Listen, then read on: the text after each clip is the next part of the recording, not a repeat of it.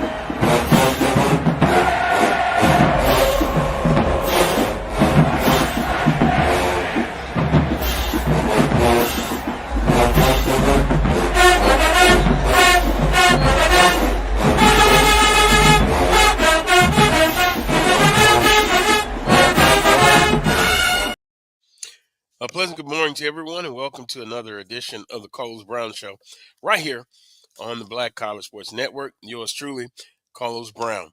Here's our guest menu for April the 12th. Toyloy Brown III, he covers Southern University athletics for the Advocate.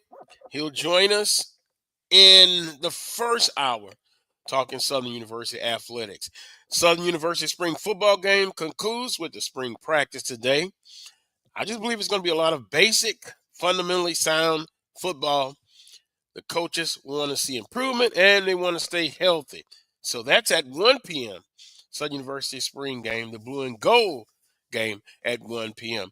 And Southern University baseball. The last time we spoke, they had the chance to win their first conference series. They get it done against Grambling State. But breaking news.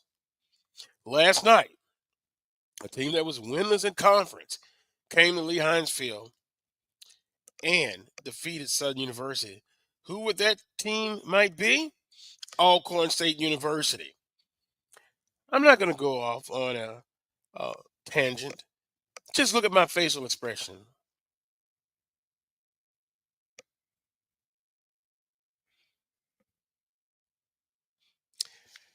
That's what's trending on the Carlos Brown Show. Let's introduce the panel. And I'm sure Charles will be trying to start a lot of mess here on today's show with Alcorn State baseball coming in and defeating Southern University last night. Game 2 and Game 3. Can you hear me now? Let me know in the chat room. Can you hear me? Yes. Okay. With that being said, now let's bring in the panel.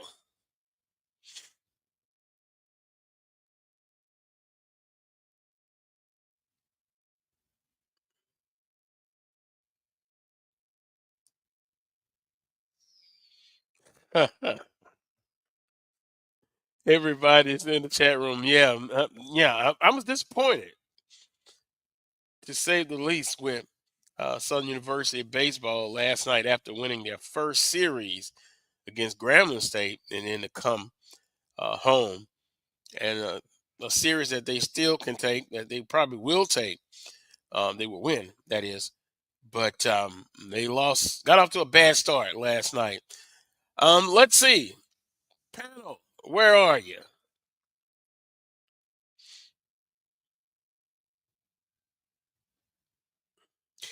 Okay, let's do this. We'll take a quick timeout then, um, and we'll come back with the Coles Brown Show right here on the Black College Sports Network.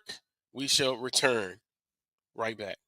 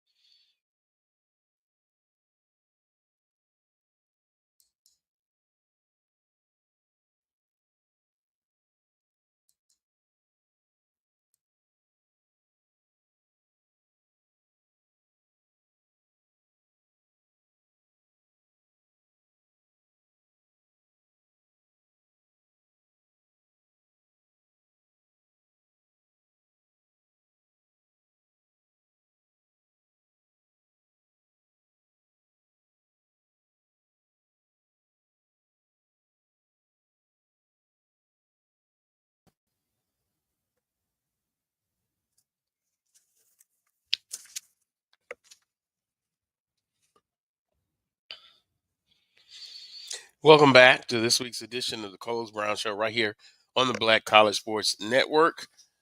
Let's see if we can get the panel pulled up. Charles Edmond, Willa Brown, and Coach Vann Pettaway.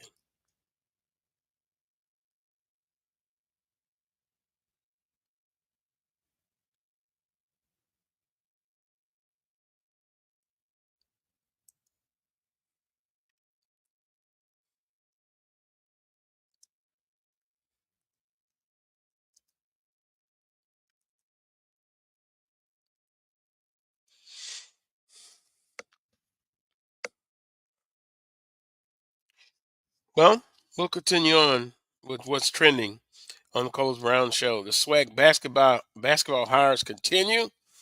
Also, of course, Southern University spring football game concludes spring practice, and Southern University baseball wins its first conference series. But as I just stated, they did not win the opening game of their series against Alcorn State University. Big hire in Southwestern Athletic Conference basketball. Of course, Grambling State lost Coach Deontay Jackson. He went to Alabama A&M. And then Coach Crary, formerly FAMU, is now the new basketball coach at Grambling State University. And that it kind of was reported out there early that this possibly could happen, and it did happen. So in the conference, you still have some openings on the women's side. You still have Prairie View A&M. Also, Alabama State, Coach Hayes is now the new women's basketball coach at Alabama State. So now FAMU is looking for a new men's basketball coach. And there's the panel. Oh, boy. Didn't see you, didn't hear you. But I'm glad you're back in. Wow. Yeah. When you lose a baseball game, that happened to you, Carlos. Yeah. Well, I'm gonna make sure everything's all plugged in. Yeah, we're plugged in. So we'll reset quickly. SWAC basketball hires continue. Grambling State University has a new men's basketball coach, Coach Crary. Left FAMU, now is at Grambling State University. Coach Annetta Hayes, the new women's basketball coach at Alabama State. You've seen her previously in the Southwestern Athletic Conference. Also, Charles, it is being reported that one day soon, Alcorn State men have hired a men's basketball. So we're left with now FAMU, and ironically, I said that um, when Alabama A&M was looking for a coach, don't look to Baton Rouge, look to Tallahassee. Well, well, somebody enjoyed that advice because Dr. Scott went and hired um, Coach Crary. With all that being said, Coach Pettaway, what are your thoughts? Have you ever seen so many openings? Then you saw so many openings filled. I can't remember in recent history, but I'm sure it's happened before. Right. Well, I think one of the biggest things that you're looking at, you got the interconference transfers. You know, you don't see in the past, you haven't seen a lot of that. You know, there have been maybe two or three openings at the same time in the conference. And the other thing that I want to applaud them on, everybody did it uh, with the quickness. They didn't wait. You know, in the past, we might have an opening for almost 2 months, but and then that whoever that new person is, they lose out on one of the recruiting seasons. But this time, everybody went on and pulled the trigger, and now these people are hitting the ground running, and they have a better opportunity because the other thing that has changed is the landscape. Because now with the portal, you can build a roster quick, fast, and in a hurry. The thing that this is when you go this route, it hurts the high school kids. This hurts the high school kids because they'll be left out because now these coaches are going with the quick fix. They're trying to get people who already have been enrolled in college and have already settled in, and that's why the portal uh, is so big now and so huge. And then I think we had a graphic to come out this past week that talked about the number of people that jumped in the portal. And then when you compare that to the number of openings that are left, it doesn't make sense, man. You got three times as many people in the portal than you have openings. So that tells you right there are going to be a lot of kids hanging out to dry. They have been Hmm. misinformed. They have been misinformed about getting in the portal, and they're not going to have anywhere to go, whether it's Division One, Division Two, or Division Three. There are too many people in the portal, and not enough openings, scholarship opportunities for these kids to go to. Coach Pettaway, some would say you said it right just then. Mhm. Jobs. Yeah, How difficult is it to get a men's basketball D1 scholarship today? Transfer portal players 4,300 plus. Available JUCO players 3,800 plus. Available NAIA transfers 1,000 plus. So total available 9,100 plus transfer. Currently openings 2,178. Now, I wasn't a math major, but I know 2,000 goes in 9,000 at least four times right. with a remainder. But this is the new college sports culture. It is. And even that's why when an announcement is open, Wheeler, they're moving quickly Mhm. to hire somebody. And you can see it. It's just like it is this big bowl of energy. And even, we've talked before on this show about traditionally 5 to 6 years to get things done.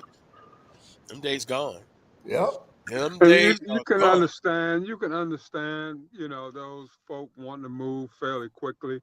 I guess my thing is like Coach Pettaway was saying, a lot of jumping interconference wise, Yeah. and to me, you know, it kind of speaks towards a lack of somebody not wanting to do their homework. My thing, go find your own coach. Hmm. Do your homework, do your research, that sort of thing. Go find your own guy.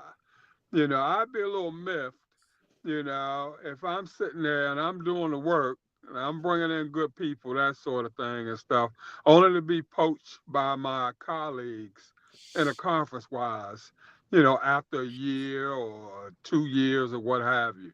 Now I can understand the guy from Grambling, simply because he had a prior relationship with the AD at A&M. The AD at A&M had hired him twice already. So it was almost like pretty much going back home for him. I can understand that. All the rest of this jumping across the board in terms of, interconference wise, to me, it just speaks for a lack of folk doing their homework, going out there, putting in the groundwork to find their own coach.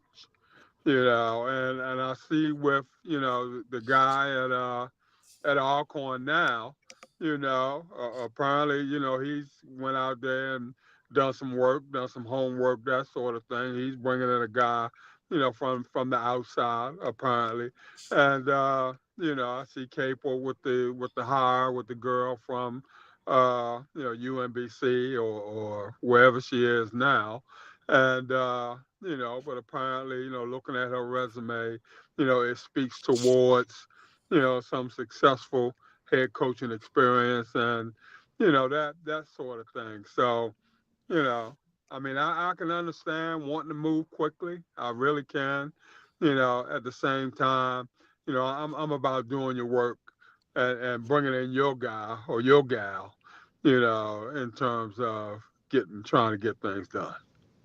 Now, Charles, it's been reported by Sports Illustrated and Kyle Mosley, Jake Martin said to become Alcorn State's new head basketball coach. You see where my mind's at. Uh, Y'all to messed up, Carlos. bring in Jake Martin. He previously had assistant coach at Florida State. So, with that being said, it was a press conference as supposed to happen this past week. Uh-huh. We can sense now that it'll probably anytime soon. But I wouldn't put a certain date. I would just say this upcoming week. It'll be Wednesday. I Um, seemed like I heard that before, but yeah, yeah. Well, the athletic director called me Sunday about 1 o'clock, and he told me that the press conference will be coming up this coming up Wednesday. It'll be in the Gold Room on campus. So the time yet to be TBA. They'll probably nail that down the next couple of days, but it will be this coming Wednesday. And Coach Martin, a history with Florida State, worked on Leonard Hamilton's staff. And I know this probably caught a lot of people off guard in terms of this type of hire. Our fans were kind of looking more towards some of the SWAC guys. But there was the number one choice. It didn't happen, so now we're going in this direction, and so we'll see. We'll see how it happens, and we'll see this individual, Coach Martin, coming in, and it's going to be him, unless he decides not to take the job. But it will be him, and that was confirmed to me. So we'll see. We'll see. We'll see what happens on that end. And Charles, I know Jake very, very well. He and I worked together at a couple schools, and great recruiter, that sort of thing. This will be his first head coaching job. Hopefully he'll do a good job. But he's been a lifelong assistant, that sort of thing. But his niche is recruiting. He's been able to bring in some quality kids pretty much wherever he's been, and so. I mean, we'll see where he is from an X's and O's point of view, that sort of thing. But very personable type guy. He's the kind of guy that can go and sit in living rooms and, do a pretty good presentation in terms of, what your program is all about and, what he's bringing to the table, things of that nature. So, I wish Jake luck. Left him a message yesterday and, congratulating him maybe prematurely, but just the same. And so we'll see what happens. But good choice. I think our fans, and I'm beginning to learn it's kind of an age thing. Some of our older fans kind of like the traditional names that have been kind of hanging out there. There's some young guys that were on the staff previously. I know one former head coach that applied for the job. I knew several assistant coaches that applied for the job. And once those names kind of got out there that they were interested, some of our fans, kind of older fans, supporters, want to see those guys because they're familiar with them. But I think some of the younger ilk, it doesn't really matter. They just want to see a coach and let's go Braves, let's go, let's get to work. So I think you have that kind of school of thought out there as well as far as all court is concerned. I've been, I can't even count how many basketball coaches we've had in 33 years I've been here. And so every time every time an opening comes up, you hear the same cast of characters come out.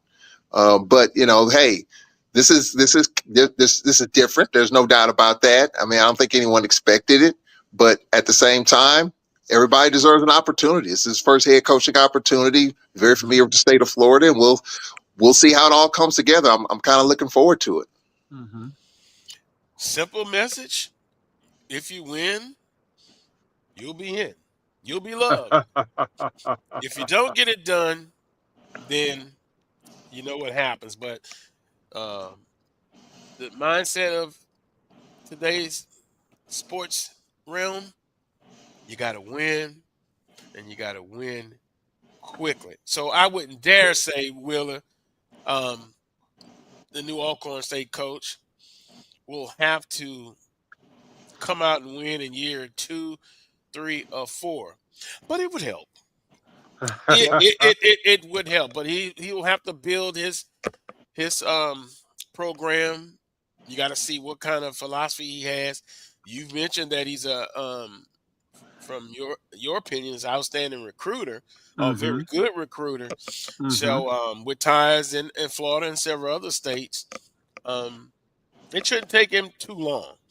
But it's going to take time. It's going to take time, Carlos, and folk got to be patient with them, that sort of thing. You can't go with that old adage, coach, we're with you, win a tie. You gotta, you gotta buy in. The fans gotta buy in, that sort of thing. And he, like I said, he's a very relatable type guy, that sort of thing. Very personable type, and gets along pretty much, with everyone pretty much. And so like I said, time will tell. I guess all depends on what you're looking for and what your goal is. If you envision yourself being a top 3 program, then your qualm would be not having somebody with prior head coaching experience. If you think that somehow you belong in that second tier in terms of the schools in the SWAC, then you'll feel comfortable rolling the dice on a quality assistant coach, even though it's their first rodeo in terms of being a head coach, that sort of thing. So it's all about where you envision your program, where you think your program should be. And like I said, his first head coaching job, folk got to have some patience with him. Support the guy, give him a chance. This is who the AD decided that he wanted to go with. That's up to the fan base to get behind them, and let's go and see what we can do to help make this guy successful. Right, and Will, I think one of the things that Carlos mentioned this, when you say winning, you got to define winning. What does winning mean at your institution? Does that mean finishing in the top 3? Does that mean that we have to have, is it championship or bust? What does winning actually mean? And I think that has to be defined. It has to be understood by the coach, the athletic director, and the president in order for it to work. Because you got to have all 3 levels working together in order for it to be successful. But defining winning would be the first priority, and then all 3 people understanding what that definition is. I think that's very important. And then, okay, go ahead. I'm sorry, Coach. That's a very good question, because if you look at Grambling, look at what they've done recently. I mean, they were in the bottom tier this year, but the year before they won the regular season, they won the SWAC tournament. You look at Alcorn's program; they won back-to-back regular season titles. We didn't win the SWAC tournament, and so I think, Carlos, how we define where programs are. I think Grambling and Alcorn, top 5 program in the Southwest. If you want to rank them from 1 to 12, I think Alcorn as well as Grambling, top 5 program. And so that's what fans kind of expect. I think Coach Carey's hire, it was a very intriguing hire. I was really surprised that he left Florida A&M, to be honest with you. I thought he was a perfect fit in Tallahassee. Not a lot of expectation, but I think he exceeded that by the games they won. 20-point come from behind win against Alcorn, won at Jackson, all that stuff. I thought Coach Carey was perfect, but obviously it wasn't perfect because he left to go to Grambling. But, Coach Carey's got to come in there, young coach. I think it's a good fit there. And so Grambling's a top 5 program. I think Alcorn's a top 5 program. And I think that's what both fan bases expect, a high level of SWAC basketball, high level of basketball, period. And we'll see if that continues with the 2 new coaches. That's interesting because I've had this debate with family members. It's a given that everything you said, top 5, you can rank the basketball programs both on the men and women's side. You'll have some agreements. You'll have some disagreements. I think, as me and my family member discussed, it is now the time to say that it's a given to win the conference. Can we move the needle a little bit more and be more than conference good, competitive, win some mid-major games, quote unquote. And for FAMU, from the outside looking in, it seemed to be a perfect fit for everybody except for Coach Carey. Yeah. Yeah, I mean, let's be honest. You can give me a pat on the back and say, "What a great job you're doing." That's fine. That makes you feel good. The emotional part. Yeah. But as you see my hand, show me the money. And from what I heard, the contract wasn't what it was supposed to be. And I saw pictures of his family, beautiful family and wife. Guess what? He wasn't happy with, you love me, but show me. And that's where I look at it with that family situation. And yeah, I've heard the scuttlebutt about, hiring within the conference. But back to the situation, Coach Pettaway, is it time? And I don't want to speak for everybody, but I think if you ask all the coaches, it's a given to win the conference, be in the top 5, win a championship every year or 2, unless you're in a certain city where pretty much you need to have a couple of championships in a 5-year period. But we won't mention who that school is.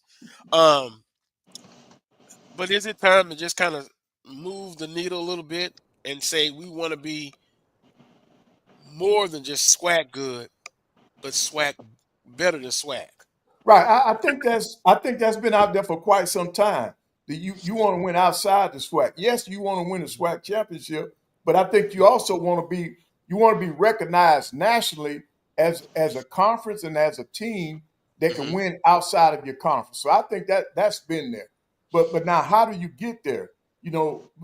When with this portal the way it is now, and I'm really struck with this. How in the heck are these schools maintaining the APR with all these kids leaving? I don't understand it, man. Because when I left, when you had kids leaving out, you lost points for that. And so how are these schools maintaining their APR with all these different athletes jumping in the portal and leaving these institutions? So see, to me, that's a part of it. And then Carlos, yes, winning outside of the conference, I think is going to be big. Winning outside of the conference is going to be the only way we can improve our RPI so that we can move up, get out of the play-in game if that's what their goal is. All of that has to come into play. So, in other words, scheduling smart. We're back on that schedule again. Scheduling smart is the thing that's gonna help this conference move forward. It's gonna help these institutions. You cannot schedule your entire non-conference schedule for guaranteed games and expect the conference to move up, the RPI to move up. It's not gonna happen. It's not gonna happen. I'm not gonna hold my breath because I'll probably pass out. Because I just think we're not there. And we've had the discussion before. We're not there. And when Charles mentioned some of the coaches he talked to, and I've talked to a few, getting that extra money by having that play-in game. Then if you're fortunate to win that game, then you get another unit Right. to play. So I don't know. Another facial expression. Well, well, you asked the question, Carlos, and we've beat this topic into the ground. It's been dead so long that I think the maggots have left and moved on to another and into another situation because it's the same thing. I mean, yes, you want to improve the stature of the conference, but even though you have coaches that have changed and moved to different places, I think as long as the ADs are pretty much in place, which they are, our presidents are pretty much in place, and it starts at the top. Until that changes, until that attitude and philosophy changes, then it's not going to change. And so I think this is where we are. The next step is get to the NCAA tournament, get out of the final four, the first four, maybe be a 13 seed or 12 seed. But in order for that to happen, it's got to happen in November and December. All the hard work's got to be done then. Once we get into SWAC, it's pretty much predetermined. Even though we knew that we kind of had a feeling if Southern won it based on their wins, they would have probably played out of that. But Southern didn't. So you saw what happened. Congratulations, Alabama State, on what they did. But, hey, you still get your money. And I think, for our presidents, is it about the notoriety of being in the big dance? Or is it about the money that comes with being in the big dance? That's another question. If you went to those presidents' living rooms and talked to them, what would they honestly say about it? Is it the money? Is it about the prestige? Is it a little bit of both? Is it more than one or the other? That would be the question to be asked there. Do Well, I have to I would wait, say wait a minute? this. Do I have to ask the presidents? Because I thought their situation, they're more focused on academics. I squarely point to the ADs and then the coaches. When we had Coach Johnson on, it was like, well, the schedule was already kind of put in place for the last few years. Yeah. When he came. So, I mean, am I being wrong for just saying why? I know the president is the figurehead, but to me, it's the ADs and the coaches. Can they get together? I would say this. Guys. For me, I would divide the conference up into thirds. This top five, fourth and fifth, don't move me at all in any sport. Fourth place, fifth place, to me, that's just as good as eighth place, ninth place. So to me, you ought to be striving to get in that upper third, that top three, one, two, three. And so I'm looking at it from that point of view. Now, can my hire get me into that top three? Hmm. And if the question is yes, then ultimately we'll see. It was a good hire. If the answer is no, then maybe it wasn't. Maybe I need to look at the criteria of what it is I was looking for, that sort of thing. Well, old veteran told me, he said, Carlos, I see you're just so excited about a hire. One, time will tell. Time will tell. So you notice I didn't say a good hire, a hire was made. So with that being said, we'll come back and take a look 3 years from now. Is three acceptable to you? Yeah, definitely, Okay, because definitely. for some reason people think I will give you the hook after two years, but that's where not the case, where Coach did that come Pettaway. from? I Yep. imagine. Where did that come from? The infamous Carlos Brown contract. No, no, I'm a blame Tony Clayton. That's who I'm gonna blame because that's who told me the days of that. But then if you look at it realistically, um, at least need 4 years minimum. You know, 5 years. Hey, some universities still have that in place. There are a few. We might have to look for them, but there are a few.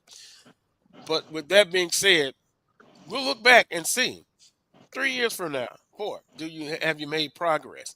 Have you You been you in the want upper four. third? You want four ideally, but by year three, you know what you have. By year three, you know what kind of coach you have. You know uh, pretty much what the future is going to look like.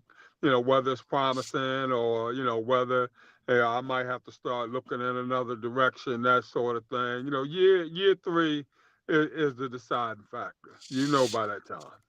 I'm going to quote the commissioner, Dr. Charles McClellan. I interviewed him at Media Day last year. We were talking about all the movers and shakers and coaches. You know, he's been an AD in this conference twice. He told me, he said, I'm going to give a coach a 4-year term. But in his mind, he can tell whether a coach is going to be successful at his school after year 1. On paper, he's going to give them 4.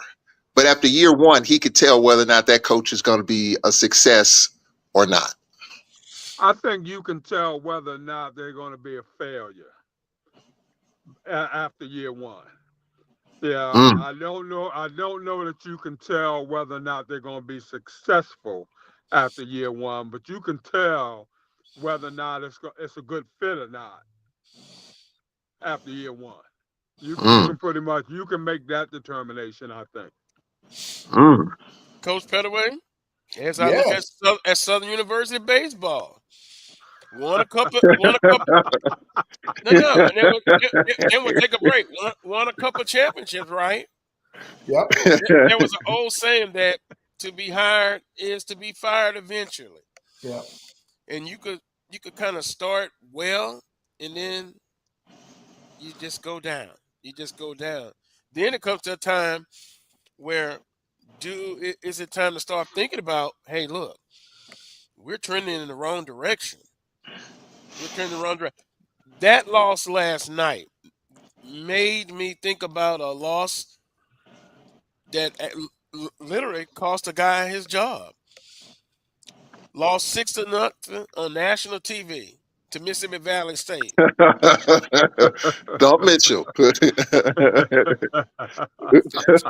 Wow, So, Carlos, that's a low one right there. But I get your point. Yeah. I mean that. Now they may go on the run.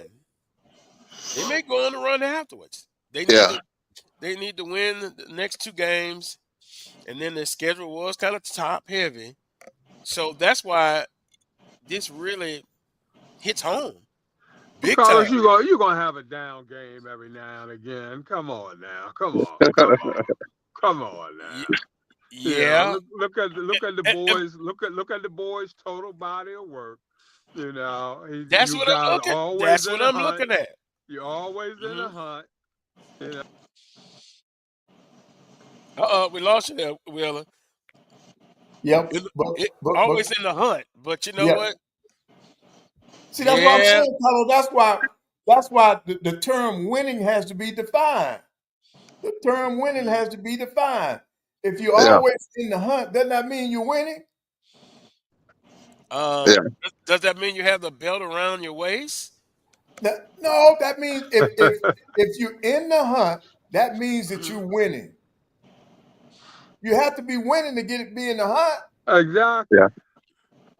Well, don't look at don't look at the standings right now. Then there's not a season that I know of in the last 5 or so years where Southern hasn't been in the conversation.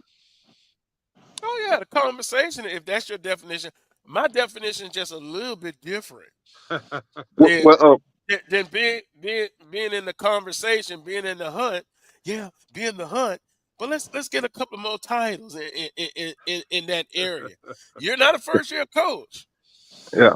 Well, and you took over a program that is what? Always been in the hunt. Yeah. Always in the championship. Well, let me ask you this, Wheeler Brown, as an athletic director, how long does winning a like we know Crenshaw in his first year, I think he won the baseball championship. How long does that carry you? And the reason I'm asking this because you maybe a couple years, Charles. You know, especially when you winning it right when you come in the door, because the question is going to become, whose kids are you winning it with? You know, so as time moves on, you know, as we get to year 4, as we get to year 5, you know, are we still in the hunt? You know, are we still in the conversation, or have we regressed? I've always said that, you know, that year 1 championship is the kiss of death. Yep. You know, for all sports, for any sport, whether it be football, basketball, baseball, soccer, what have you. Any coach that comes in and wins it right away, you know, that's the kiss of death. Because to me, that's something that's going to be expected by your fans, by your faithful on a yearly basis. You know, so I kind of look for what the progress is after the roster has been turned over. As kids are leaving, what kind of kids are you bringing in? Are you bringing in the same kind of talent? Are we still in that upper echelon in year 4, you know, year 3, year 4, year 5, that sort of thing? And if the answer is yes, then I feel that we are still continuing to move in the right direction. But if you're there for 5 years, you need to be moving in the right direction. There's no I mean, doubt about that, Coach right. Pettaway. Because You're if exactly they give right. you, if they give you 5 years to be there, you got to be producing. When I say producing, to me, you should be in the upper echelon if you've been there for 5 years because you brought in a recruiting class and you've added to that class. Mm-hmm. So yes, the expectation for yourself should be that I should be in the top echelon. And once again, that's providing the resources are necessary to be in that upper tier. Right, If the right. resources aren't upper tier type resources, can you reasonably expect to be in the upper tier? Now, if you're a top 4 type coach, you know, should your coaching ability get you into that top 3? I have to say yes, because that's why I hired you. You know, but if you're in that lower level, you know, if you're 8, 9, you know, your coaching ability theoretically probably not gonna make you jump 5 spaces. You got to be a hell of a coach to do that. If you got the resources for ninth place, but you're coming in second and third on a year-in, year basis, you're a damn miracle worker. You know, Yep. you're not gonna be there long. Somebody coming to scoop you up because you have obviously proven that you can do so much more with less. Okay, I'm not gonna be able to keep you down there. Landon Well, Bussy. Yes, yeah. Landon Bussy. yes, Yep. yeah, exactly. And then, Willie, you all are aware that come this upcoming week, they're going to be discussing some more legislation about Division One, some requirements. Number one, this is the one I really like. They are going to say now that you got to have money on the books for 10 years for those athletes to come back and graduate. Now, Hmm, if they make that mandatory, that's going to hurt some of us now. it sure is. That's Huh. going to hurt some of us. Well, it's in line with what you see going on craziness in the world, in the region, the states that we live in, just utter chaos. Hmm. Sometimes those in the influence and power, they like chaos because it keeps one side rich and filled with milk and honey, and the other side not, and there's no in between. And it's all about weeding out those who can't afford to be in D1. Right. That's the bottom line. That's the Yep. bottom line. If I'm asking you to have 10 years worth of scholarship dollars in the hole, you know, for kids to graduate, that sort of thing, and you're not able to do that, you know, then in our minds, in the upper echelon, you shouldn't be D1. You know, you belong in Division 2. You know, go ahead and drop down, go where you belong.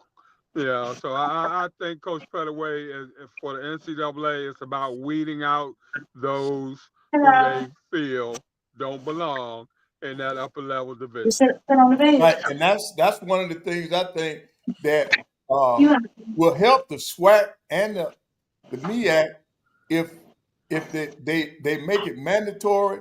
They have to legislate it in order for our schools to either step up to the plate or do what you said, get out. Mm-hmm. And I think that's what we need to see. We need to see more of that. Well, we're well overdue, way overdue for a timeout. Toyloy Brown III, I'm sure he's been waiting. With that being said, let's take a timeout and we'll come back. He's a new uh, guy that covers Southern University athletics, and he does other duties for the Advocate as well. Toyloy Brown III joins us next. You're watching the Carlos Brown Show right here on the Black College Sports Network. We shall return. Let's face it, shopping for insurance can be time consuming. That's why when it comes to your auto, home, and life insurance needs, make things simple and trust the experts at Allstate. They will help you get the coverage that fits your needs while helping you bundle your life, home, and auto policies. Bundling saves you money, sure, but it also saves you time, so you can enjoy the things that matter most even more. Contact me, Tammy Haynes, your local agent, for a free personalized insurance quote. Allstate, are you in good hands? There's a shot. That might be. It could be. Right field. Grand slam. What a shot. That's how you get hot, young fella. Thank you guys for what you do for HBCU athletics. This is a fantastic avenue for all of us. This is our ESPN, so we love what you guys do, all you guys at BCSN. We really appreciate what it is that you guys do for us.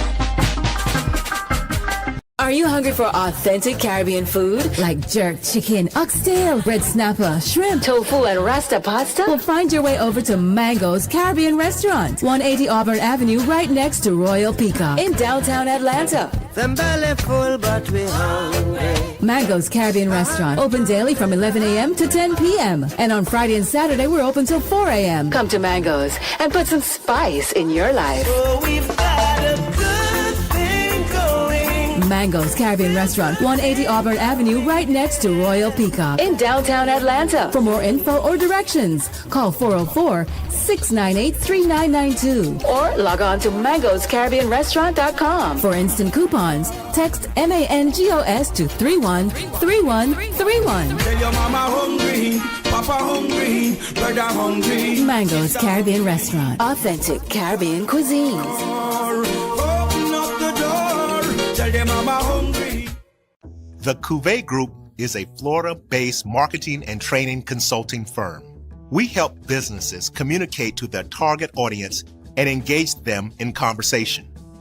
We also help to expand their audiences, which will ultimately result in growth for those organizations. In addition to being a certified constant contact specialist, my colleagues and I are also certified in John Maxwell Leadership Principles. We use these proven principles to conduct workshops, training, and private coaching sessions for individuals and companies looking to take things to the next level. Contact us to schedule a free consultation. Issues today, don't delay, call Cuvée. Welcome back to this week's edition of the Carlos Brown Show right here on the Black College Sports Network. We'll give a second. Our guest is backstage. And Mel, just let me know when Mr. Brown is ready. There he goes. Toyloy. Did I say that right? You muted. You're muted. You muted. All right, can you hear me now? Yeah. Oh, yeah. Oh, yeah. Sweet, yeah, Toyloy. That's how you pronounce it. TJ is what most people call me, but I go by both. Doesn't matter.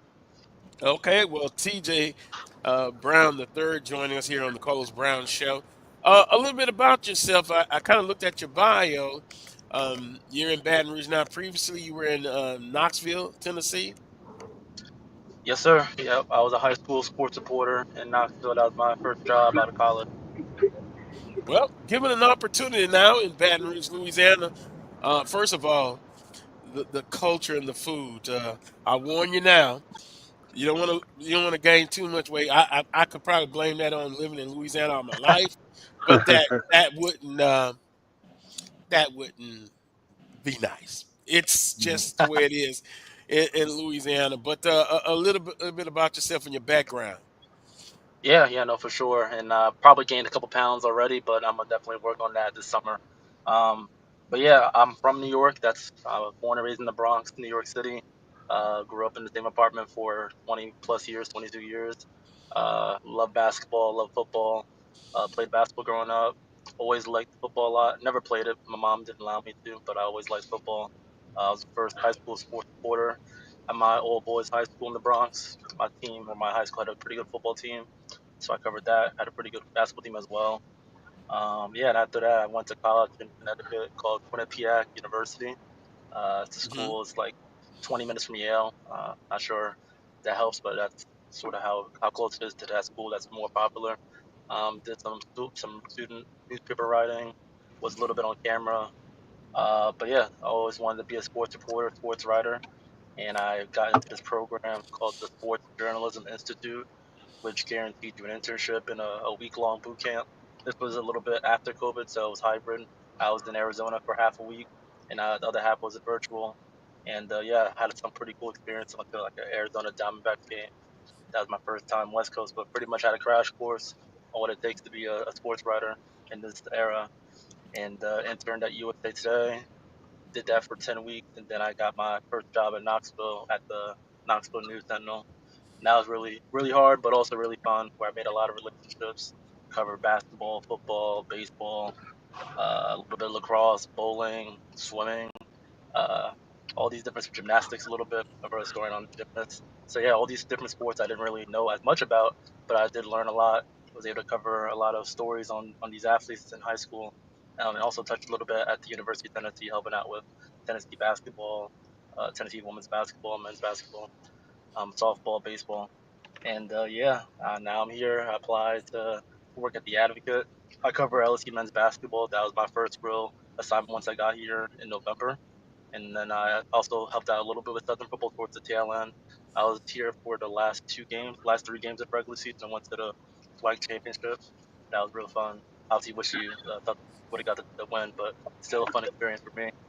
And yeah, also cover other athletics at Southern. I was just at a baseball game last night. So yeah, I'm just getting into it and trying to do my best to help out cover the sports of this very sports culture area. Well,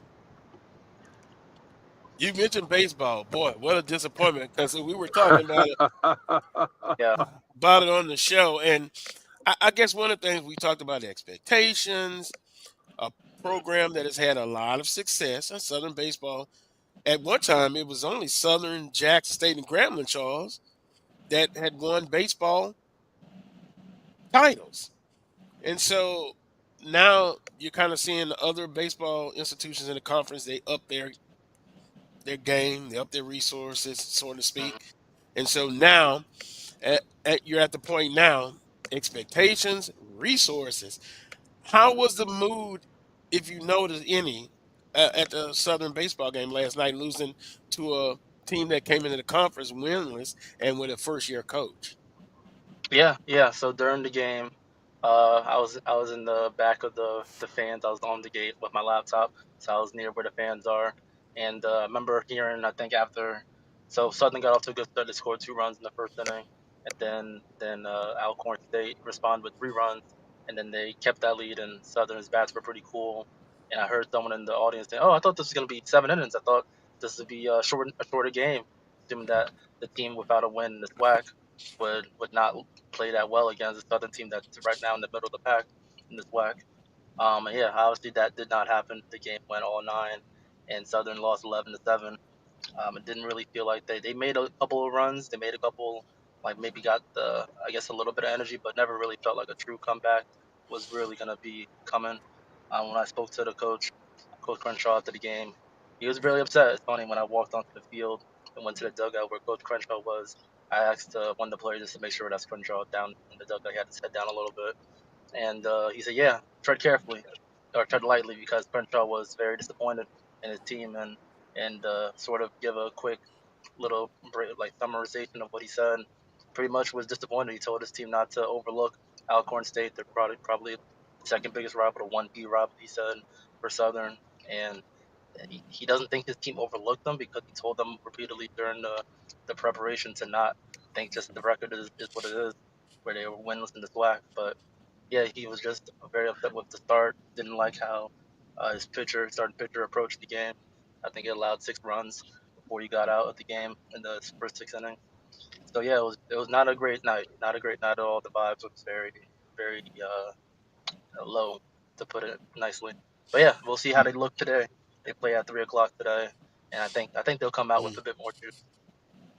Well, hopefully it doesn't go 9 innings, but with this baseball team, you never know.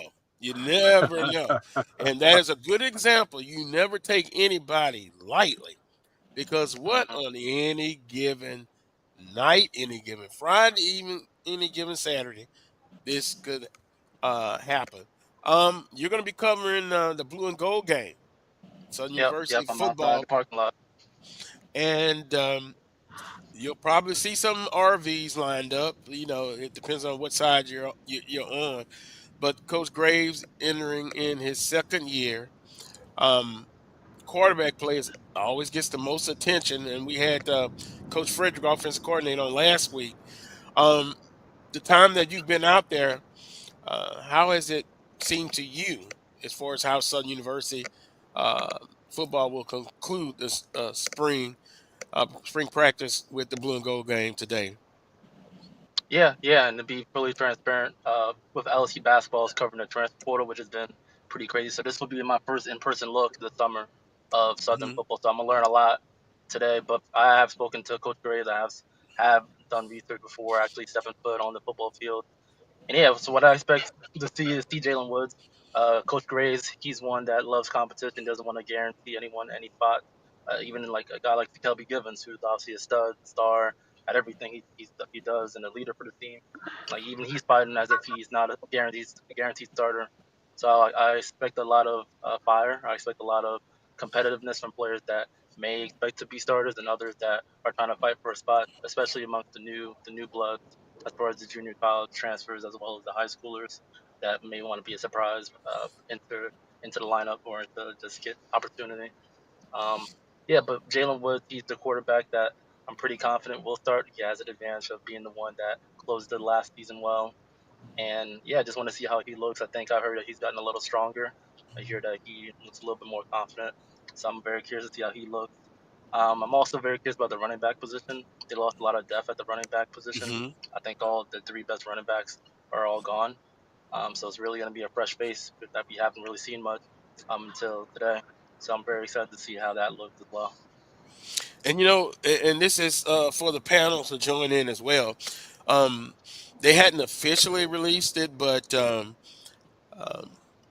coach, there's a tight end coach that's already on staff, and a DB coach, and then another move, just kind of so subtle, Wheeler, Coach Pettaway and Charles, since you know this guy we're talking about. Now he's working.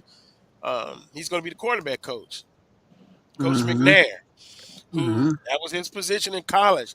I think that is going to be a big boost to Jalen Woods and Fred McNair, because they showed some footage with him working already with him. That could be the big move of the spring. What do you guys think?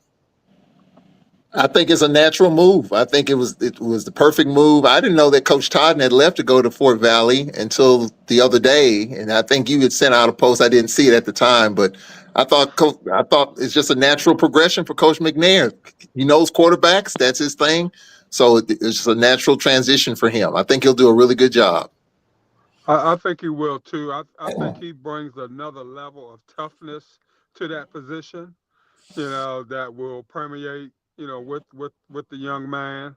And I don't think that he could ask for a better mentor or a better coach, than somebody who's played that position at a higher level, and somebody that's been around as long as Coach McNair has been around. Right. Yeah, I think his experience. I think his experience and his championship DNA is only going to help the quarterback room. He knows what needs to take place, and through his experiences, I think he'll be able to relate that to those quarterbacks. So I think it's a great move. I bet Coach Graves sleeping a little better now. I bet. Well, what I know of Coach Graves, I think he's going to sleep good regardless. He told me once he's going to get his rest. no matter what is going He on. said that too. Yeah, He said that. he's gonna get his rest because they're only two actually quarterbacks, TJ, in the spring. And we see it this way: the spring camp, spring practice. Jones and Jalen Woods. So um, it'll be interesting. I know the eyes will be on Jalen Woods, but also let's see what Jones does, the backup right now, coming from Mississippi Valley and the junior college. Yeah, yeah. I think I saw on his Twitter that he was a touted JUCO player. I think he has some D1 experience as well before going to the JUCO level. So yeah, I'm sure he has a chip on his shoulder. He's not going to take it easy on not on Jalen, but on the defense that he faces. And yeah, I'm very excited to see this fully play out in the field. And obviously, the spring game is still very early, but it's Hmm. really the first impression for fans and for reporters like me that want to know everything about the team. Yeah, and as you leave spring practice, off-season conditioning still continues. Then you get into the fall camp. We've talked about it. A lot of times, coaches want to see competition, which that's what Coach Graves is big on. But also, who are going to be those backups, those critical number two spots across the O line, D line, and Coach Graves mentioned the other day that the defense at this time of the year is always ahead of the offense. So you want to see that competition. In one practice, the offense gets the better of the defense. You want to see if the defense challenges themselves and do better the next day. So it'll be interesting. Also, special teams, you'll get a kind of look at that as well. Hmm. Yeah, no, special teams is very essential. Their kicker that they've had for the last 3 seasons is gone now. He's graduated, so it's gonna be a whole new kicker, which can sometimes be overlooked by just the general fan. But kicking is important. You have to have someone that's reliable to get you those extra points and field goals when necessary. You're absolutely right. Did you get a chance to uh, look at the basketball coach Funches and Coach Johnson for Southern University basketball programs? A little bit, not as much. I watched, I think, a couple of games virtually, but I was so new to the city. I was covering LSU to the best of my abilities. But I can talk a little bit if you want. Mhm. Well, I was just wondering because hey, Mm. we always talk about people getting the opportunity to do a job, and I look at you, TJ, coming in. Great last name. I didn't say that, but hey, Yeah. great great I last agree. I would great agree. great I would last name. agree. That gives you major points in my Nice. uh, as far as myself. Um, what has been the biggest adjustment from say, and you say you were from New York? Wow, fast pace, fast pace. Of course, Mhm. Tennessee is not as fast paced as New York, and some would say maybe Baton Rouge is not as fast paced as Tennessee. But Knoxville is a college town. Baton Rouge is a college town slash city. Any big adjustments made by you so Yeah, far? I will say that the Knoxville experience definitely was a good uh, like jumping off period for me just to get used to the South because New York City is just there's not that many similarities between New York City and Knoxville and Baton Rouge. Um, Mm-hmm. but I think the biggest adjustment, which is very straightforward, but driving, just I'm still in my 2.5 years as a driver. I'm 25, but I didn't get my license until I left. Like I got my license right before I left to go to Tennessee, so I hadn't really been driving in New York either. So I think I got a lot of experience, but yeah, just getting used to just driving everywhere. I'm used to bus, trains, walking places, obviously, and it's not as walkable in Baton Rouge. Wasn't as walkable in Knoxville, Tennessee. Um, Another adjustment, just it's not a huge deal, but accents.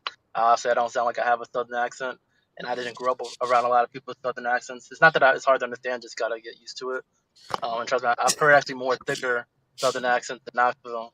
If you talk to someone that's from a mountainous area of Tennessee and East Tennessee, it'll be a little bit hard, especially on the phone.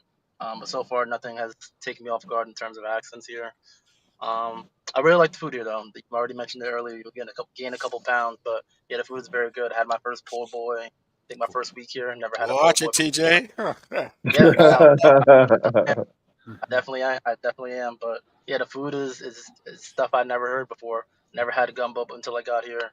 We don't make gumbo where I'm from, and other things that I'm enjoying crawfish. I've heard of it, but never had it until I got down here. Boy, that's interesting, isn't it? Willard's in Baltimore, big city. Coach Pettaway is Huntsville, the fastest growing city in Alabama, right? Yes. Charles is more of in the small townish, and Baton Rouge mid city with a country and a city vibe, somewhat. Like I said, somewhere. But the food, gumbo. Oh, watch out, TJ. I'm just gonna tell you that's just the tip of the iceberg. Yep. And the weather is beautiful right now. And then you got the Strawberry Festival going on right now in Ponchatoula, Louisiana. Coach Pettaway, we got to go one day. We got to get you to fly down, and now that's going to be a tough thing to get Wheeler from Baltimore, because see, Wheeler's big city. He's big city, but we hope you enjoy your time here, TJ.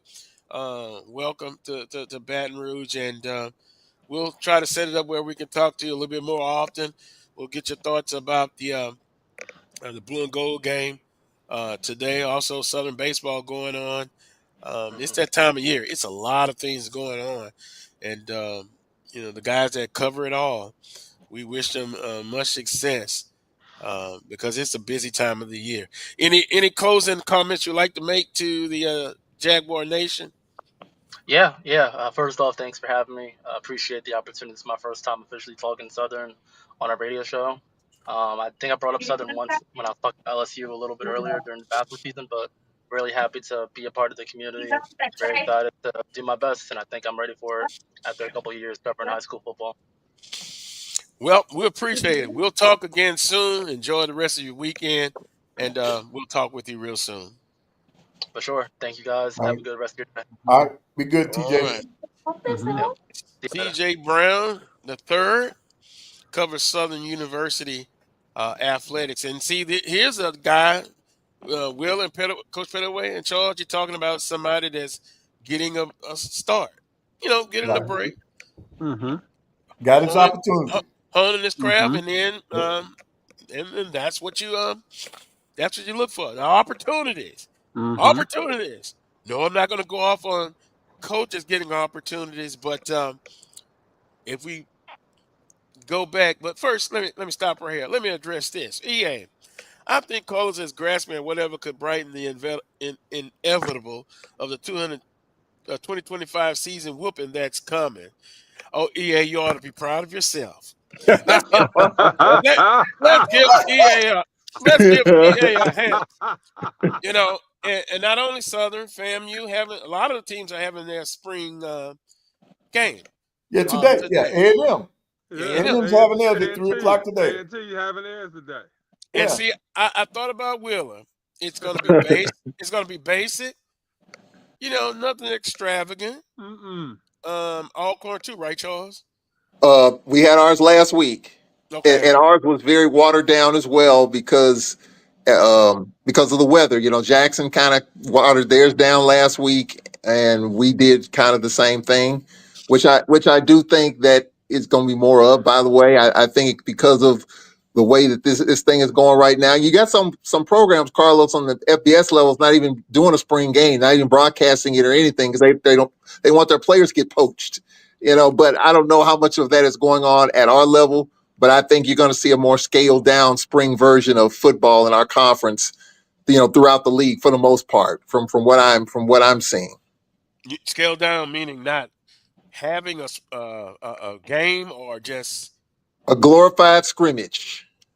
Well, I think that's what it's always been to me. Well, I mean, what we've had in the past has been a little bit more ones versus ones and all that, but I think it's more of a glorified practice, maybe a little more of an upscale practice as compared to showing a whole heck of a lot. I think and I'm going to talk to Coach Thomas Tuesday about that, but I do think that, and I know Coach Graves wants to go ones versus ones. He wants to see, he was on the show a few weeks ago. He talked about that. But I think some programs are going to try to scale it down a little bit. In my opinion, just Charles Edmond's opinion alone, that they'll try to scale it down a little bit. But we had ours last Saturday. Jackson had theirs last Saturday as well. Yeah, Texas Southern's having theirs. I'm not sure on Prairie View. I'm sure someone will let me know. But yeah, it's going to be basic. The main goal is to come out healthy. Mm-hmm. To see that the players that picked up the system, particularly for those who are, came in January, Yeah. how they're going to do. The ones that's been there, this is not their first rodeo. You want to see how they perform. And so some teams have it in a game like situation. But an old basketball player told me one time it doesn't matter if it's in the park, in the gymnasium, on a high school team. When that ball is rolled out on that court, he's a baller. He's a Yeah. gamer. He's going to always be at his best. And so I guess it comes down to Will and Coach Pettaway just being smart with the way you kind of do those kind of things. But I know you, Willer. You're from the old school. Spring practice. I used to kid people about the NCAA probably will in the future say there's no spring games. And some of the old school guys have told me, man, they liked it when it was 4 weeks of spring training. Well, you got to find out what you got, Carlos. And I mean, for the big guys up front, it's about locking horns. That's the only way you're gonna find out. You're not gonna get the same kind of feeling running over dummies and all that sort of thing and stuff. You got to button that chin strap up, put that mouthpiece in, and you got to knock heads. And so I can understand the softer positions in terms of the QBs and the running backs and wide receivers don't want to hurt those fragile folk. But for our guys up front, for the big guys up front, only way you know what you got is to button it up and let's go. Yeah. And for Southern University, they brought in a lot of O linemen. They brought in a lot of D linemen, and then some are still coming. The portal opens up for football this upcoming week. For basketball is open now, and for Southern University, talking with Coach Frederick off the record, and on the record because he said it last week. They're looking to add some pieces in the quarterback room, the running back room, and the wide receiver room, and there's still some pieces out there to be had, but for the majority of those in the portal, they're not going to have landing spots. They're not going to have landing spots. And then you remember Coach Pettaway and Will and Charles, back in the day, a scholarship was good for all 4 years. I knew of certain situations where a player was hurt and couldn't play anymore, but that scholarship was, was honored. But now it's a year-by-year thing. And with the transfer portal now, Carlos, even with some of these programs having their spring games, you have players hitting the portal from some of these teams that have already had their spring games. And so I would imagine it's going to be the same way with these other schools. I mean, which is kind of surprising to me, as some football players are hitting the portal with now that their teams are done with spring ball. That's something else to look at as you try to craft your roster for the upcoming season. Well, because a lot of times, Charles, some of those kids have seen pretty much where their position is, and it's probably not favorable, for them, and they know that, coach has recruited over them, that sort of thing. And, for some of those kids, spring ball has been like a show me type thing. Let me see where I am when it's all said and done. And if they feel that, moving forward, they're going to be on the second team or the third team, maybe I need to get up out of here and cast my lot somewhere else and kind of see what happens from there. But I mean, if you're second string there, what's the chance of you getting a scholarship to go somewhere else, especially if you're trying to stay on the same level, or as opposed to, moving down a slot or moving down a level, that sort of thing. So, like Coach Pettaway said, it hurts the high school kids ultimately. They're the ones that's suffering. You feel bad for them because, I mean, there's pretty much nothing left out there for them. Right. And it'll probably be a time now that if you're a high school student athlete and you get an offer, a scholarship, wouldn't you think it'll be pressure for them to go ahead and commit and Yes. eventually sign? Because Southern's bringing in a dynamic, and I say dynamic. That's the adjectives I had of a young high school kid will be there in the fall from from the high school level. Um, but 20 years ago, I guess you never could look ahead and think you'd be where we're at now. But it's where we're Right. at. It's Carlos, where if we're they at, get Coach. that opportunity to sign coming out of high school, they better take it. They better They take it, sure man. better. Sure Because better. the opportunity there are less and less opportunities out there, man. You got to go for it. And then I think a lot of these schools, you got people on the Division I level who aren't even having spring games. And then you had then of course Prime tried to get he wanted a scrimmage for the spring game. He wanted to go against Syracuse. So there are a lot of different things out there, but in terms of these kids getting in the program, if you're a high school athlete and you got an opportunity to sign a scholarship, you better go ahead and lock it down.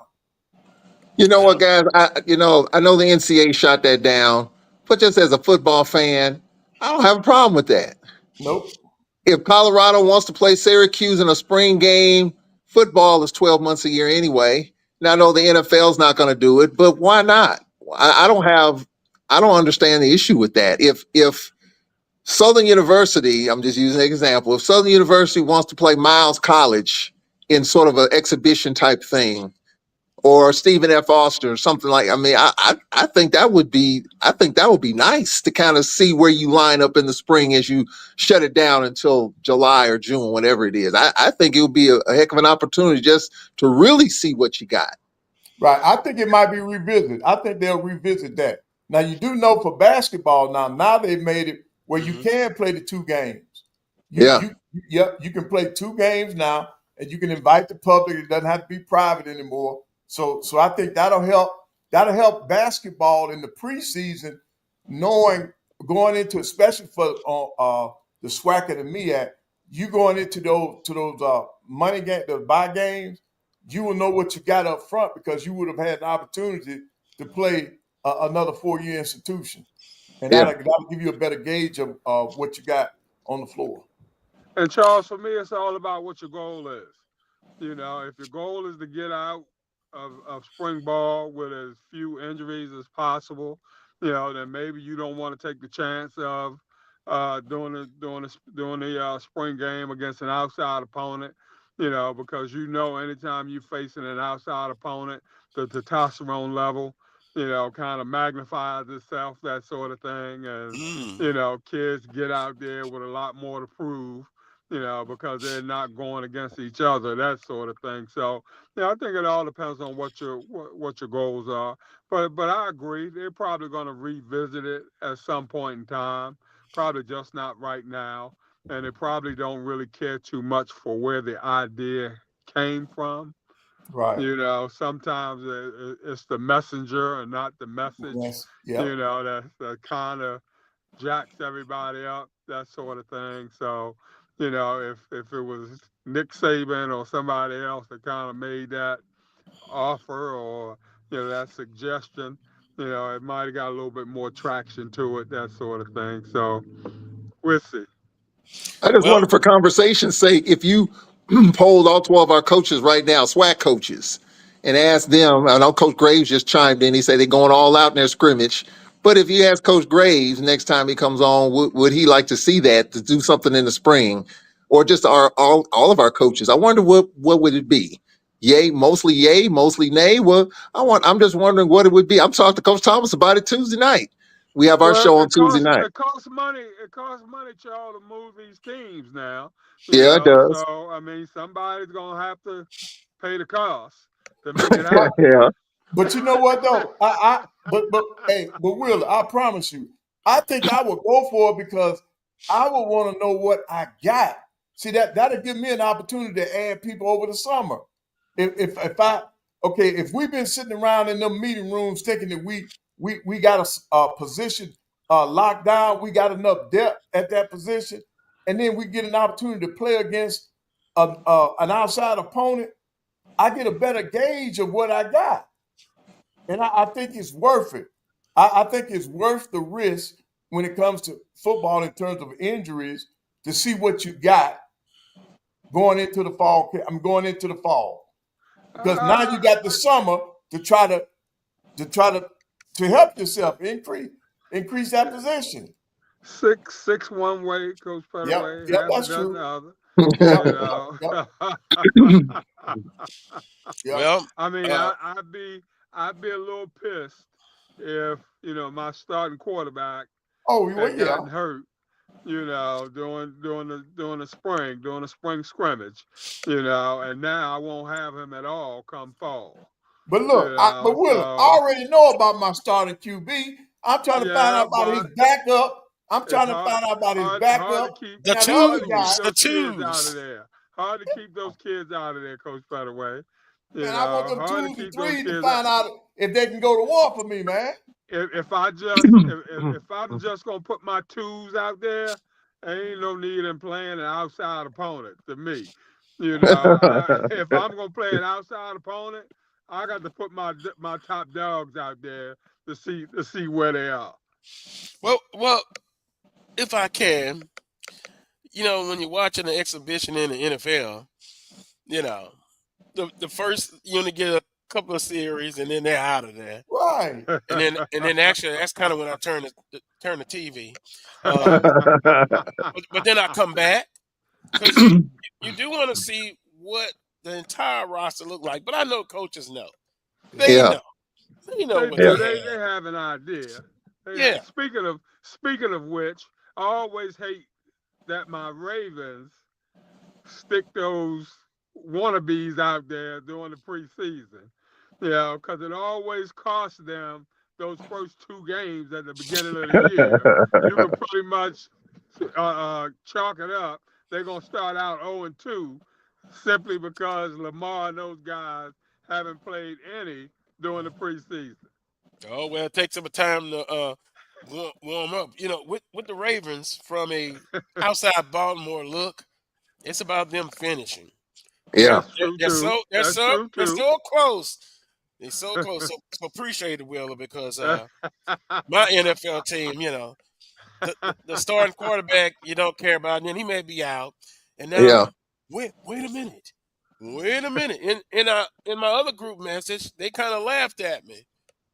I said, the number 9th pick in the NFL draft, the New Orleans Saints.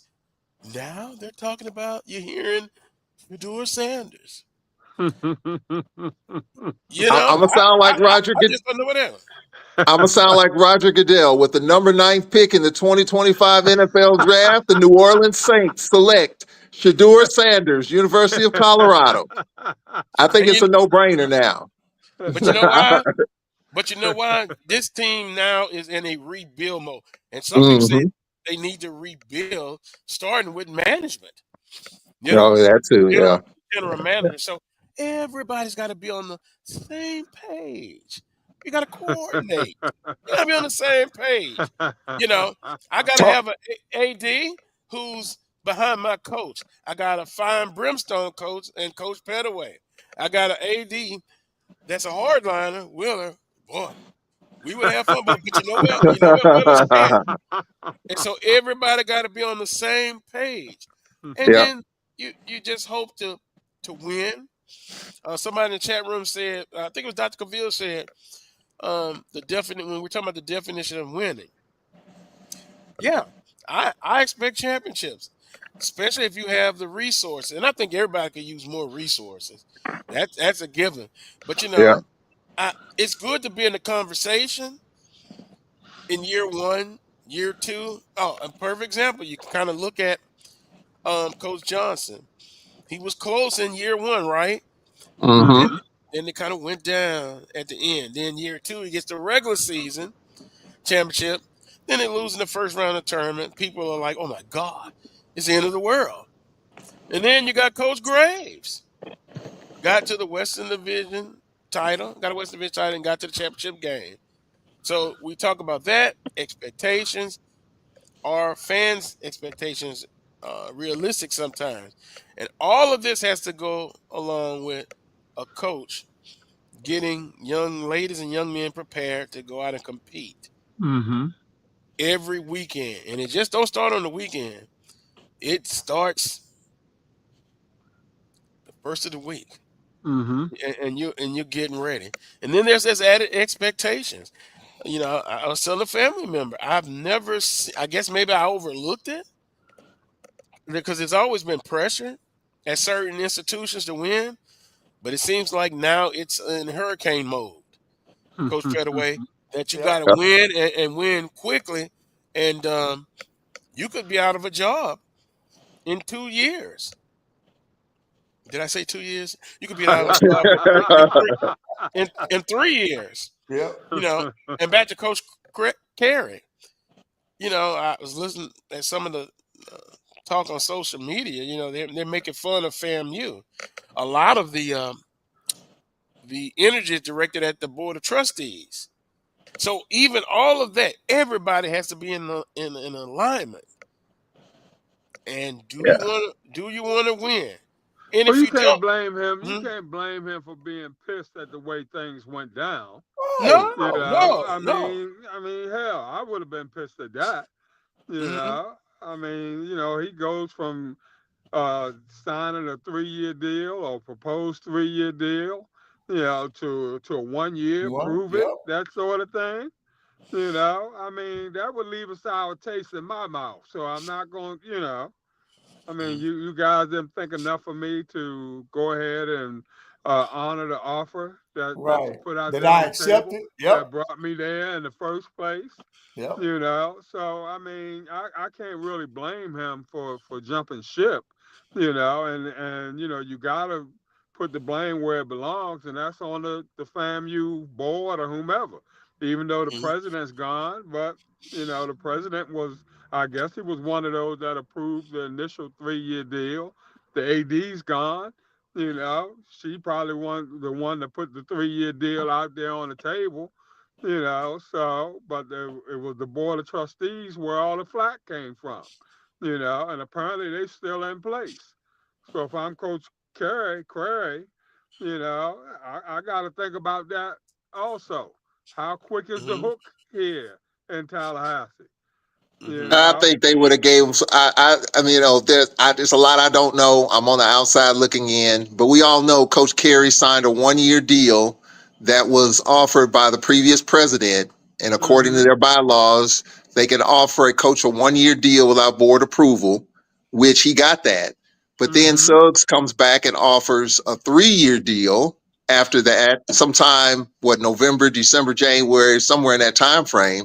So I'm thinking, okay, you know, even though she couldn't change what happened in leading up to that 1-year deal, but if she put a 3-year deal on the table, then I'm thinking, if I'm Coach Carey, okay, I might take a look at it and sign that thing. Now I don't know what the money looks like. I mean, because this is a new AD. So he got kind of caught in between two administrations. But if someone presents a 3-year deal to me, unless there's another backstory that I don't know about, and again, I don't know, if I'm offered a 3-year deal, if the money looks good, if the escalators look good, if the bonuses look good, and considering where FAMU basketball is right at the time, I mean, they were one of the hottest teams in the league for a while. I would take a look at taking that deal. But there's some stuff there and I saw Coach Carey at the tournament after after his team was eliminated. He was coy about it. He didn't talk about it. Of course he wouldn't.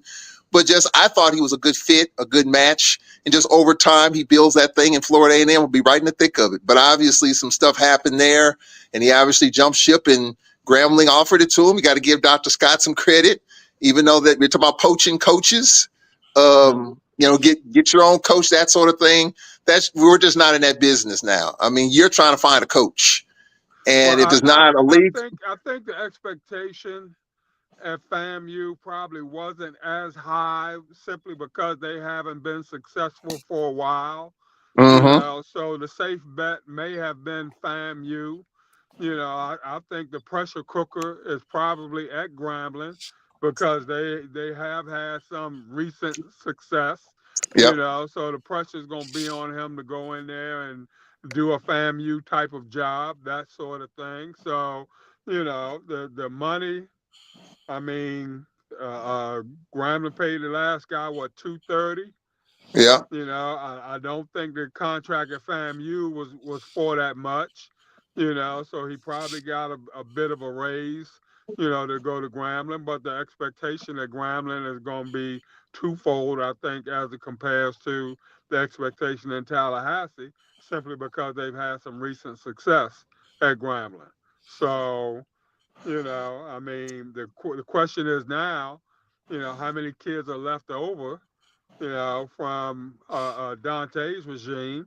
Are the kids bailing out, going to Alabama A&M? Yep. Yep.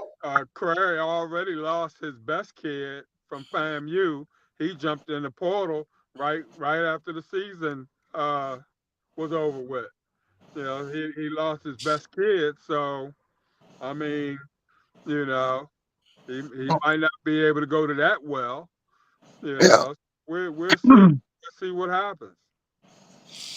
And then too, you look at it. The previous president, he was there, but then he was gone, right? Mm-hmm.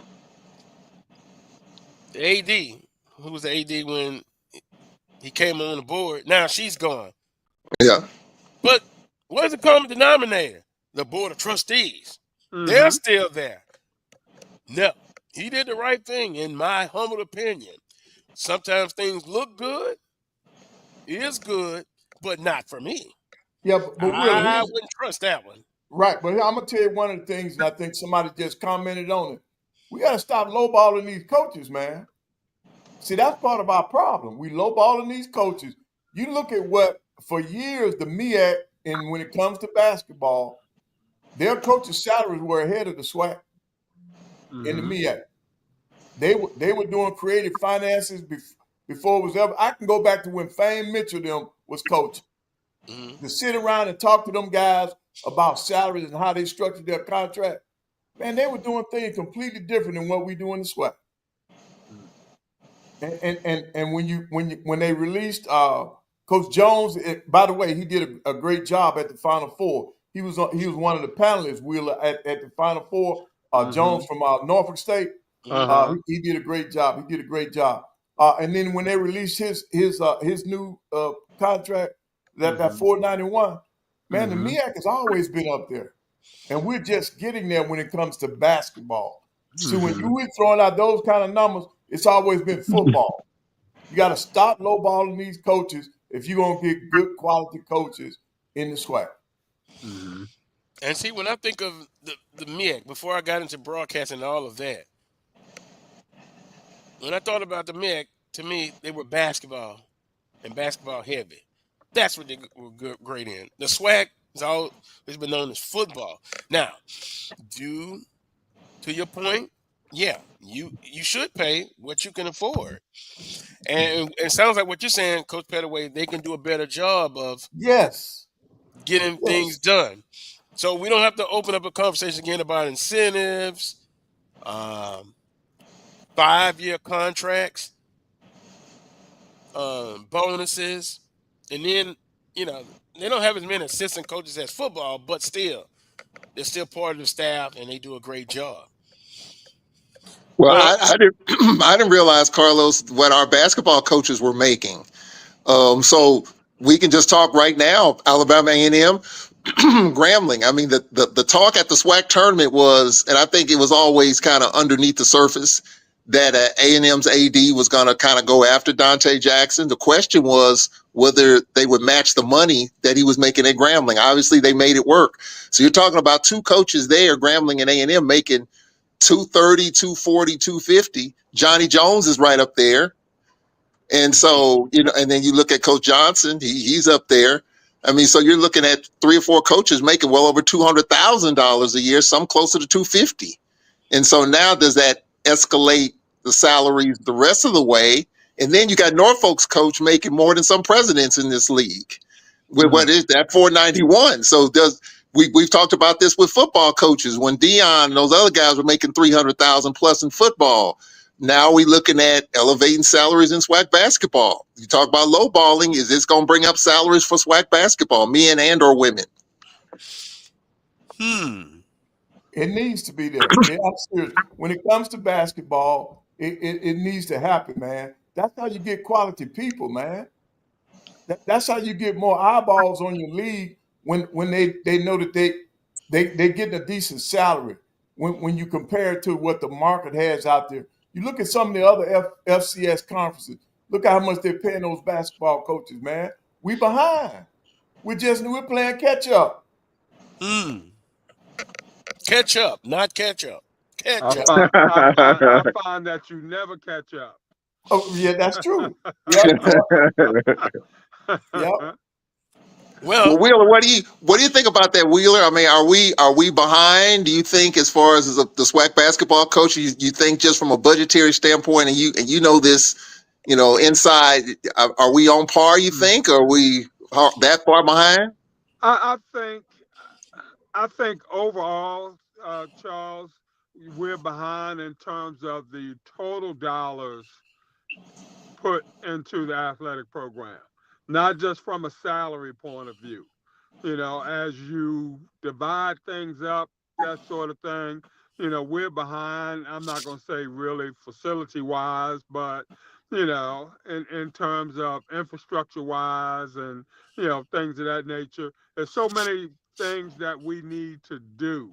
There's just not enough dollars to go around. If we're paying the head coaches well, chances are we're not paying the assistant coaches that well. Somebody's getting the short end of the stick at some point in time. So the assistant coaching salaries aren't keeping up with the head coaching salaries. And your schools with your larger budgets, naturally they should be able to afford to pay more. And seems like maybe they can. Southern can, and Alabama State probably can, and there's a few others that probably can.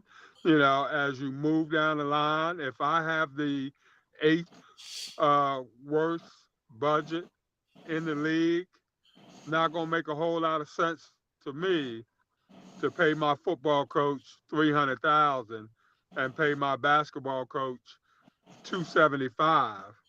When I don't have enough money for scholarships, I don't have enough money for infrastructure. My kids are looking raggedy uniform wise, that sort of thing. So, you got to be able to jumble all this and put it into perspective. So we're probably behind in some areas, and probably right where we need to be in others. You got some coaches, football coaches in the MEAC and in the SWAC that are making more money than, the guys in South Dakota State Conference or, some of the other FCS conferences, that sort of thing. They're doing better or just as good. So you kind of got to do your homework and see where it lies all the way around and kind of go from there. Well, and if Coach Pettaway, you look at Norfolk State men coach, win championships, regular season, scratch that off. Wins tournaments, scratch that off. Wins outside the conference, scratch that box. Check that box off. Also, against the group of 5, mid-majors, had success in that one. So the return on that investment, I have no problem with that. Now, if we stacked up that same criteria in the Southwest Athletic Conference, doesn't look the same because one, you're basically, and from what Charles has told me, his opinion's been consistent over the years. They are paid and hired by winning the conference. Zoop, that's it. Am I wrong with that direction I'm putting it in? And see, No. because at Norfolk State, he's done that and above that. And that's what I like. And that's a good model. Now, some people say, well, how can Norfolk State afford that? Well, they're doing it. some kind of way. It's And I not think just he North. may It's be not an just Norfolk anomaly. State. He may Hey, be an anomaly. Well, no, but I'm just using him Willa, as an Willa. example. At the Hey, end hey, of the Willa, day. you don't think they paying Moulton at North Carolina Central? Yes, they paying him because I know. He ain't getting close to 500, Coach No. Pettaway. I'm not saying he's getting 500, but he's been over. How long? How many years do you think he's been over two?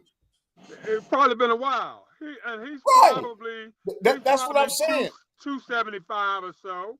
Right. You know, And yeah. then back when Fane them was coaching, when what was my boy at Morgan State when they were in there, man, those guys Oh, were Bozeman? Yeah, when Todd was there. Come on, though. Fang robbed them people for a long time. Oh, come on. And Fang is my guy. Yeah, I like Fane. Fang was manipulating contracts before manipulation became a word. Yeah. He But was it had to getting be money. He was getting money. He was getting guaranteed money directly to him. Right. Okay, in terms of a portion of the guarantee. Correct. Not going to the program. Not going to the program. Going to Coach Mitchell. I understand that. But that was part of his salary structure. Yeah, Creative yeah, financing. and I'm Creative not faulting financing. him. I'm not faulting him for getting what he Right. could get. Somebody else higher above him signed off on it, you know, and Right. he took it. He took it and ran with it, rightfully so. Oh, there's that magic board again. Moulton at North Carolina Central is over 400,000. Now that leads me to this. There's still some openings left. Do we take that pay amount? Prairie View, right? Prairie View looking for a women's basketball coach, right? Alabama State just hired one. So you got FAMU basketball men on the men's side. From the outside looking in, that situation, I think they're not going to pay over $400,000 for. Oh, no. That's asinine. That's asinine. Yeah, they're not gonna pay 400,000, but will they pay enough to get? Okay, will the coaches trust that situation? Everybody saw what they did to McCrary, right? Mm-hmm. Will you want to go into a situation like that where the AD and the president say that you got a 3-year contract and the board comes back and say, well, no, we're going to do them the same way. We just going to give them a 1-year deal and see how it works out. No, I don't think that's going to work. That part's not going to work, but I don't think anybody unproven can afford to try to break the bank coming in the door and realistically think it's going to happen. That's not going to happen, but we can come to a meeting of the mind in terms of a good contract with good escalators and a good bonus schedule, that sort of thing. I think we can more than come to an agreement, in terms of, the direction that we want to go in ultimately. Wow, Pat Riley's weighed in on the text line. And you know what? He's saying he's hearing something ridiculous for FAMU men basketball. Nah. What? Wait, No way. wait a minute. What? A person that won the Heisman Trophy? Oh, yeah. Wait a minute. Charlie Ward. And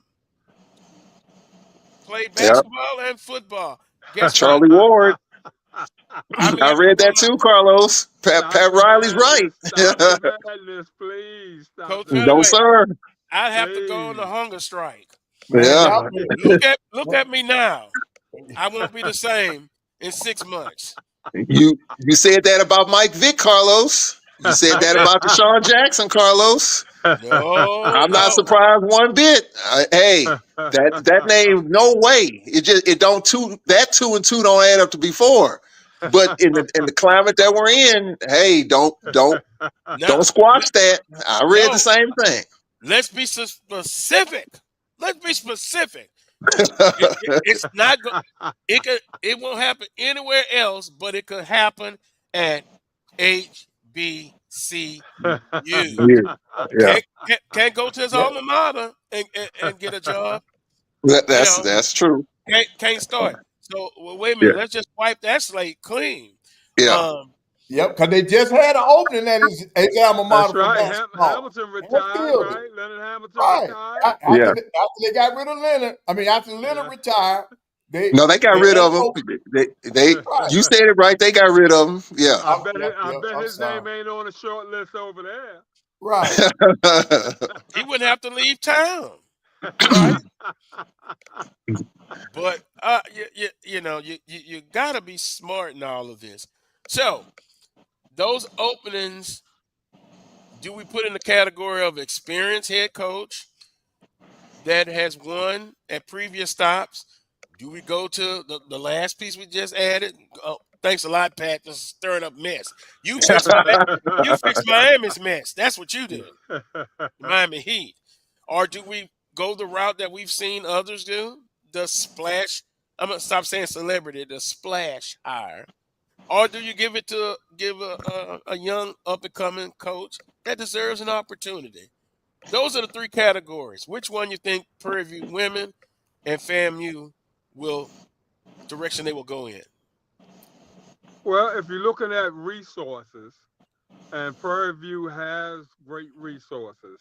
If I'm there, I'm looking for a proven coach. Somebody with some head coaching experience, that sort of thing. I don't think I necessarily want to go the young assistant coach route or anything like that. I think I want to get a proven coach out there. Whether he or she has been on a D2 level or what have you. Somebody with a little pedigree behind them. That sort of thing.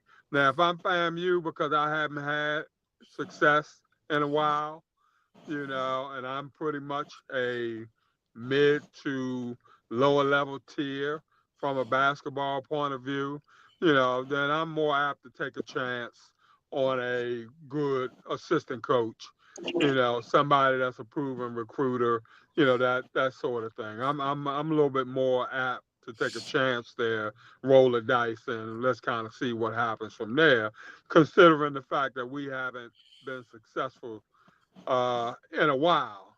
And the bar is not as high. I'm gonna throw a name out there. They should go after Fred Watson at Miles College. You probably got a point there, Coach. Proven Division II coach at two different schools, championship coach at two different schools, and knows the game real well. Now, I'm going to throw out a name for Prairie View women's basketball. Is it LaToya Wilson? Used to be there. Oh, yeah. Yeah. SMU, former SMU, former Prairie View coach. Right. LaToya's available. Go get her. She just went somewhere else, though. I just thought I saw that. Long Island University? I don't know, but getting somebody that used to be there to come back. Right. Lightning strikes twice. No. She moved up now. Remember now. She left Prairie View to move up. Right. And now to get her back. Right. Why did they let her get away the last time? Money would not be the issue with her. She's made her money. Right? Bring back somebody that knows the state. Number one, she's very recognized in the state. She's recognized in the SWAC. Go after her. I'm not so certain, guys, that AD Golf is leaning that way. I might be wrong. I think AD Golf is looking to make a different kind of mark with that. We saw that with Tremaine Jackson, and names kind of floating around out there, and you saw where that landed. I have a feeling that Golf might be leaning in a whole nother direction on that. And then I'm sure he's familiar with Wilson, but I just don't think he's leaning that way. I think he's leaning at his own type of hire, going his own path with his own shovel. And I think, and there's nothing wrong with that, because at the end of the day, that hire is going to define you as an athletic director. And I think he wants to go the way he wants it to go, because he's controlling that narrative. So it sounds great in theory, Coach. And I just thought about it until you brought it up. I didn't think about it, but I just don't see Golf as the kind of AD that leans kind of the way that we all think. I think he's got contacts up in Lansing, Michigan, and other places where he might lean that way, and that's going to be out of our box. But he has a right to make that type of hire, and if it works out, good for them. I'm gonna say it. I'm gonna put it out there, Charles. He may probably look to hire an assistant from a PWI. Yeah, because he has those kind of connections, that sort of thing, and chances are he may feel a little bit more comfortable in that realm, and But Will, she's coming from a PWI. His network is there. Latoya's coming from a PWI. Yeah. But I think Carlos Latoya Wilson, I think she kind of maxed out when she was there before, and she took a step up, kind of like Tamika Reed did, leaving Jackson State and doing what she did, and she took the Charlotte deal. And so what Wilson did was left Prairie View, and I think she went to another place and then SMU, and it just kind of worked out for her until it did. She went to Baylor, didn't she? I don't know where she went. I want to. She may have been assistant with Coach Mulkey. Right, that's what I'm saying. At Baylor, yeah. Yes. Yeah. And then became the head coach at SMU. Yeah. I mean, I think it would be a wonderful hire. I think it would be a wonderful hire. She's familiar with Prairie View and all that. I mean,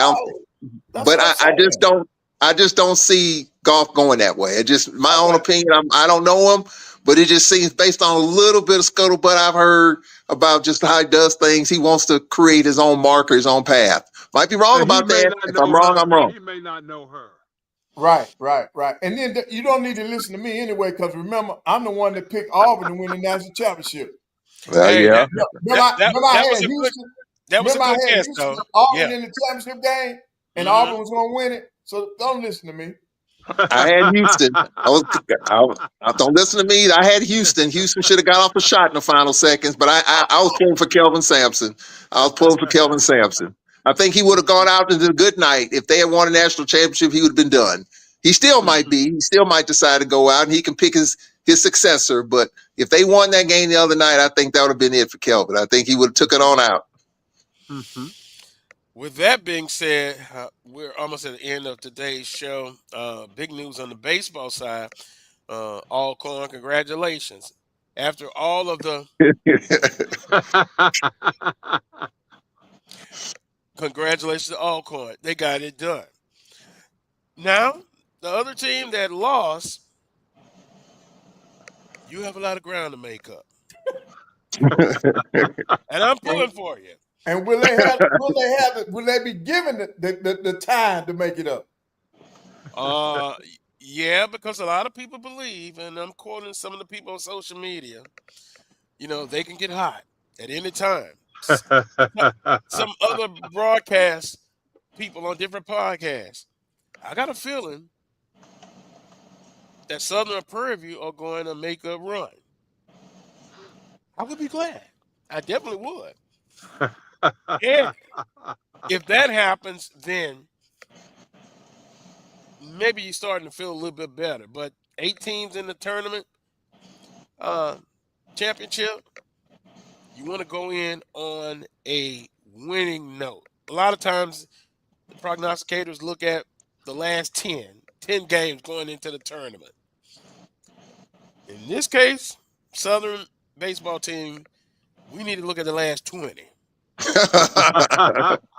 And we need to, and I looked at the roster. I thought it was like really young, but I see transfer students not as young as I thought. So, with that being said, we wish Southern baseball the best. I'm still behind Crenshaw, but you know what? Time is free Crenshaw. On the hill up there, they got baseball going on right now. Then you got the football game coming. We're losing 6-0 to Bethune in the bottom of the second. It's already 6-0. Well, Bethune's a pretty good team. Yeah. Pretty good. And FAMU and Bethune-Cookman, they're at the top. I'm kind of a little surprised. Grambling State kind of slipped down a little bit. Alabama State. Jackson slipped too. Yeah. Jackson, Coach Omar, and Coach Crenshaw, you're in the same room, locked in together. Let's get something done here. Not necessarily. You know, Omar just got a new deal. He was one of those coaches that was extended for 4 years. He's not going anywhere. I did not say it. He's one No. of those forever guys. Wait a minute, Coach Pettaway. I did not say they were going anywhere. I said they're both in the same position. Yeah. They're not where we're accustomed to seeing them at. Yeah. But they have time, but not a lot of time. He'll take Crenshaw back. Okay. Unbelievable. Quickly, in the NBA of note, Malone got fired. Wow. Yeah. And you want to tell me that the sports culture has not increased the energy? This is a guy 2 years removed from winning the championship with arguably the best player on the planet, as some would say. But you know, I'm anti-European basketball persuasion. But the playoffs, regular season, just about over with. Were you shocked? I was not shocked. I was. Yeah. Why do this now? Right. Yeah, I'm saying a week left in the season. Come on, Carlos. Yeah. No. I say I'm not shocked. Throw the rules out. Oh. Yeah. The way things used to be are not that way. Oh, yeah. Oh, absolutely. Yeah. Hell, Memphis fired their coach. Might be out. Well, yeah. Eric Spoelstra might be out. Who knows? No. You know, longest tenure. My point is, we're not in a balanced universe now in the sports world. We're not. It's the I agree. I agree. Yep. I absolutely agree with that. You're right on that. Yeah. It doesn't make sense. No, he shouldn't have got fired. Yeah. No. But man, what is the world coming to? What is the sports world coming to? I don't even know. We care about 2-year contracts. It may be 1-year contracts that you may get, and you got to prove yourself. Then we give you a big one. I don't know. Yeah. We're facetious on that one, but amazing. We got 4 minutes left, so let's kind of wrap it up a little bit early. Closing comments early. Coach Pettaway. Well, I'm looking forward to I'll be leaving here going up on campus to see the rest of the baseball and then, of course, our football scrimmage and get a chance to mingle with the new coaches. Hope Dante is there.